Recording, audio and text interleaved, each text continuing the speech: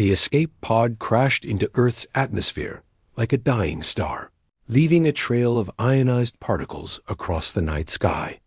Inside, Princess Elizabeth of the Draconic Imperium clutched her stomach, her once magnificent scales now dull and cracked from months of starvation. The civil war that had torn her empire apart had left her with nothing, no throne, no family, and worst of all, no sustenance. Dragons didn't eat like other species. They consumed energy, pure, concentrated life force that radiated from living worlds. But Earth's energy signature was different, muted somehow, wrapped in a frequency she couldn't access. She had chosen this primitive planet precisely because the Imperium's enemies would never think to look here. Among a species that had barely mastered faster-than-light travel. The pod landed in a forest clearing somewhere in the Pacific Northwest. Elizabeth dragged herself out, her 4-meter frame trembling with weakness. In her true form, she had been magnificent crimson scales that shimmered like rubies, wings that could blot out suns. Now she could barely maintain her humanoid disguise, a pale woman in tattered robes, collapsing onto the moss-covered ground. She had accepted death. Perhaps it was fitting. The last princess of a dying dynasty, fading away on a backwater world. That's when she heard the voice. "Holy, are you okay?" Elizabeth's eyes fluttered open to see a human male kneeling beside her.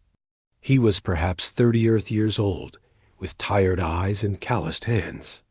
Behind him stood a small human child, a girl no more than 6, clutching a stuffed animal. "Daddy? Is she sick?" The child whispered.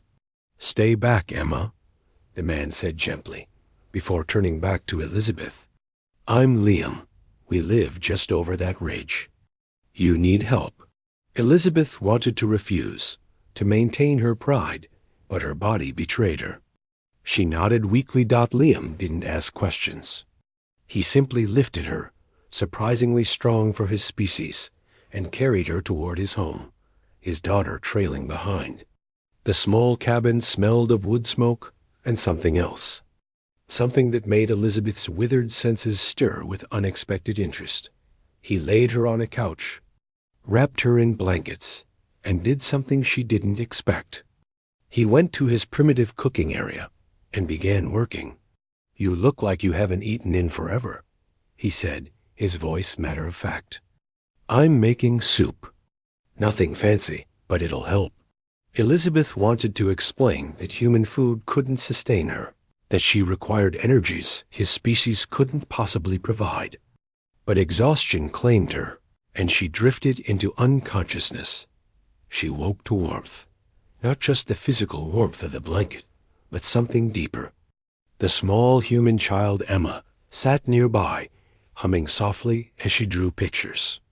Liam stood at the cooking station, stirring a pot, and the aroma that filled the cabin was ... extraordinary. "Hey, you're awake," Liam said with a gentle smile. "Soup's almost ready. It's my grandmother's recipe: chicken, vegetables, herbs from the garden. She always said food made with care could heal anything." He brought her a bowl, steam rising from the golden liquid. Elizabeth stared at it, confused. This was just matter, just molecules. It couldn't, but the moment the first spoonful touched her lips, she understood. Energy didn't just come from worlds or stars. It came from life itself, from the chicken that had been raised with care, from the vegetables grown with patience, from the herbs tended with love. And more than that, it came from intention. Every stir of Liam's spoon, every choice of ingredient, every moment of attention had infused this simple meal with something her sophisticated draconic palate had never encountered. Humanity's energy. It wasn't powerful like a star. It wasn't vast like a planet's biosphere. It was small, intimate, personal, and it was exactly what she needed. Elizabeth began to cry as she ate, tears streaming down her face. This human, this single father who lived in a simple cabin, who had his own struggles and sorrows, had given her something no imperial feast ever had, a meal made with genuine care for her well-being. Is it bad? Liam asked, concerned. No, Elizabeth whispered, her voice breaking. It's perfect. It's the first real meal I've ever had. Over the following weeks, Elizabeth slowly recovered. Liam cooked for her daily simple human dishes that somehow contained more nourishment than the energy-rich delicacies of the Imperium. She learned that Liam was a widower, raising Emma alone after losing his wife to illness. He worked as a carpenter, creating things with his hands, pouring care into every piece. She began to understand humanity's secret. They were short-lived, fragile, confined to one small world. But they had learned to pour meaning into everything they did. Every meal, every creation, every moment with their children, they made it matter, because they knew how precious and brief it all was. One evening, as Liam prepared dinner and Emma showed Elizabeth her drawings, the princess felt her scales shimmer beneath her disguise stronger, brighter. She was healing, not just physically, but in ways she hadn't known she was broken. Liam, she said quietly, I need to tell you something. I'm not human. I'm a dragon princess fleeing a civil war? He interrupted, not looking up from chopping vegetables. Yeah, I figured. Emma's toy dragon started glowing whenever you are nearby. Plus, you hum in harmonic frequencies when you sleep. Dead giveaway. Elizabeth stared at him.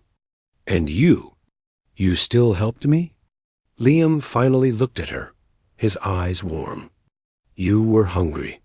You needed help. Everything else is just details. He smiled. Besides, Emma thinks you're cool. And she's usually right about people. Elizabeth laughed a sound she hadn't made in years. When this is over, when I reclaim my throne, I'll repay you somehow. You already did, Liam said, gesturing to Emma, who was happily chattering about her day. You gave her someone else to care about. After her mom died, she closed off. You helped her open back up. He paused. That's worth more than any treasure. As Elizabeth watched this human father and daughter, she realized something the draconic Imperium had never understood. True strength wasn't in consuming the energy of worlds.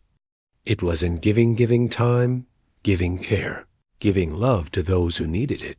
The humans had mastered something far more powerful than any technology. They had mastered making every moment count, and in a simple cabin in Earth's forest, a starving dragon princess had finally learned what it meant to truly live.